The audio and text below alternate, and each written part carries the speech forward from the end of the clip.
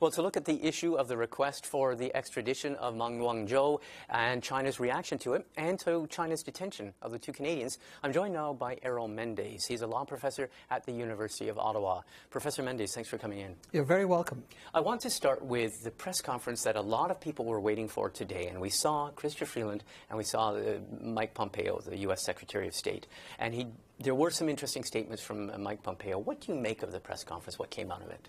Well, I think it's good that Pompeo basically said this was an unlawful detention by the Canadians, but as he went on, it says, and we'll Chinese. Do it about the Chinese, yeah. But he went on to say, well, we could basically do what we do when Americans are detained and others.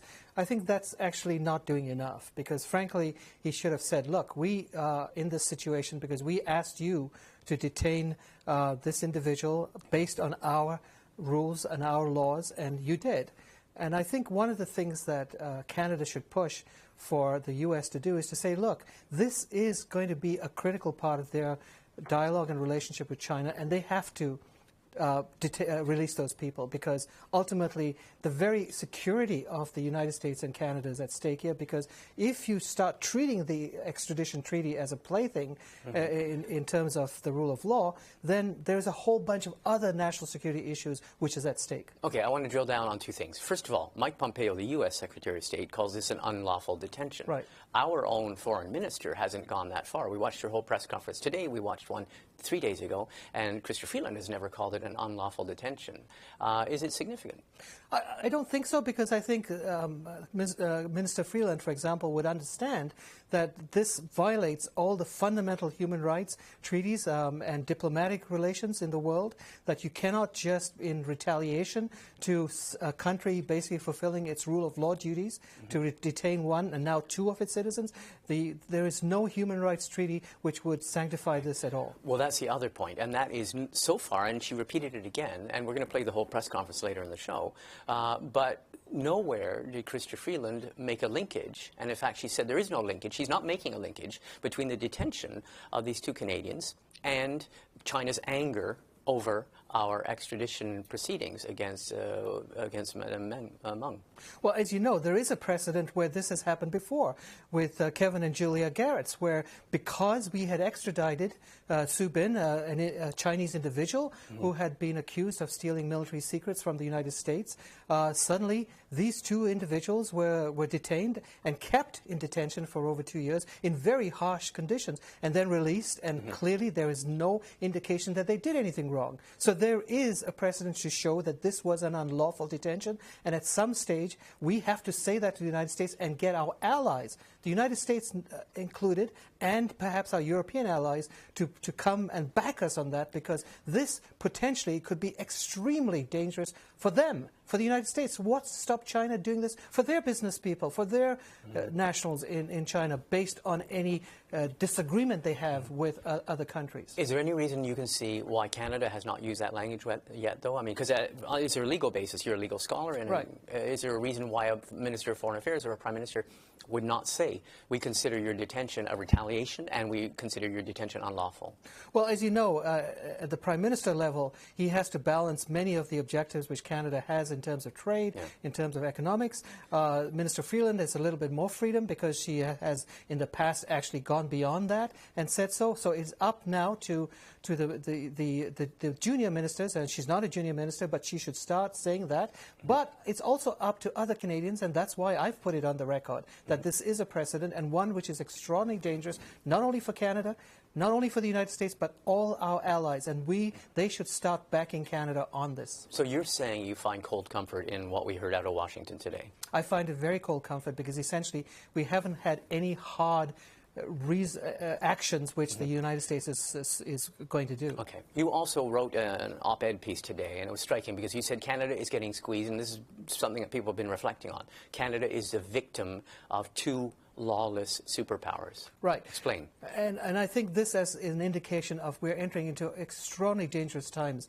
not just with this particular situation, but when you have the two superpowers basically saying, well, we understand there's law, but for us it's going to be the rule of men. And when that happens, any area of relationship could potentially be at danger, from trade to economic and political relationships. That's why I think the democratic allies that Canada has have to start backing Canada up on this, because their own future relations with China is at stake. Because if this is going unchallenged, it's them next time. And until we have, for example, the United States perhaps coming up with something much more concrete in terms of how they will regard these detentions, I think they too are in danger. Okay, what do you make of the fact that our ambassador to Beijing, John McCallum, has finally been given access, after several days of asking for it, has been given access to one of the Canadians detained, Michael Korvik? What do you make of that? Well, that's good, because obviously, even though he doesn't have diplomatic status, he was a former diplomat. And I think they were sort of convinced that maybe they should do something like that. But when they have not even done anything with the other Canadian, who is basically an ordinary Canadian who's based in China, who essentially is developing a travel business in terms of North Korea, now you would think that that is part of a benefit to China, because they have relations with North Korea. That is clearly a retribution for what is happening. And the fact that they're not even giving consular access reinforces that. What should come next, then? You say Canada should speak out more loudly. We've seen the cancellation of the trip by Melanie Joly today, announced that the tourism minister, she's not going to go there for a forecast trip next week. That's cancelled. What else should Canada do? Well, I think this is because we're dealing with an emerging superpower, the one which is going to rival the United States in terms of military, economic, and political power. We have to start getting our allies to work with us, to say to the Chinese that this is a very dangerous precedent from their perspective too, because who knows what reaction the West is going to have in terms of business, in terms of political relationship with China. How much? I mean, much has been said this week about the fact that President Trump openly suggested that he might intervene in this extradition case. Canada's been making the case that our behavior is as a country of a rule of law, but then we were faced with the American president saying he might politically intervene in extraditions. How crippling has that been in terms of either the United States or Canada being able, well, Canada especially, being able to claim the higher road? Well, the President's statements are profoundly damaging to what Canada was trying to do to observe the rule of law based on its obligations with the United States. And from a legal perspective, the fact that the President is now saying that he could dispense with it actually profoundly impacts the legal dimensions of this, because now the Chinese can now come back and say, look, the President himself said you could dispense with this, so please release her.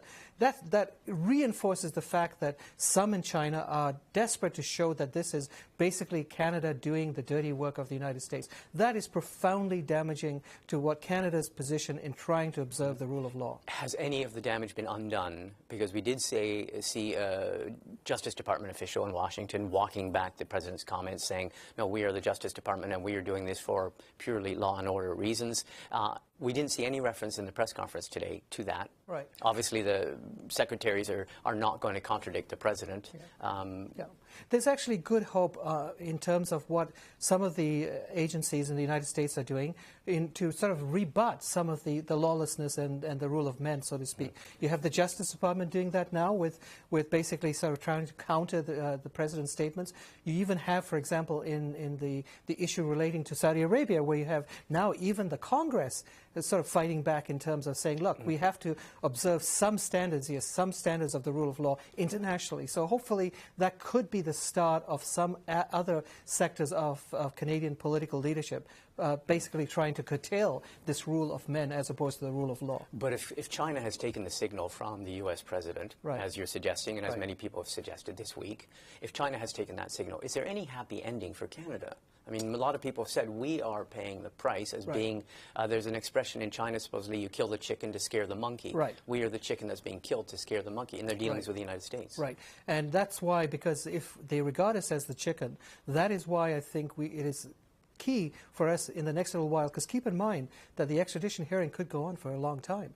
And for that reason why we need to have our allies working with us to present a united face to China and say, look, this is not in your own long-term interest. Your President Xi Jinping is going around the world saying we're a much more reliable partner than the United States in terms of trade, in terms of political economy. They're building this Belt and Road initiative around the world. Well, how is the rest of the world going to look at China, given the fact that they have detained two people purely as retribution to something which Canada had to do under its legal system, under its rule of law? We need now to gather our allies and to say, we are living in dangerous territory here, not just for Canada, but for the world. Because if you have the superpowers who think that they can engage in these very critical areas in terms of the rule of men, not the rule of law, the whole world is entering into dangerous territory. Okay, well, I want to thank you for coming in. We will watch this with great interest. Thanks for speaking with us. You're very welcome.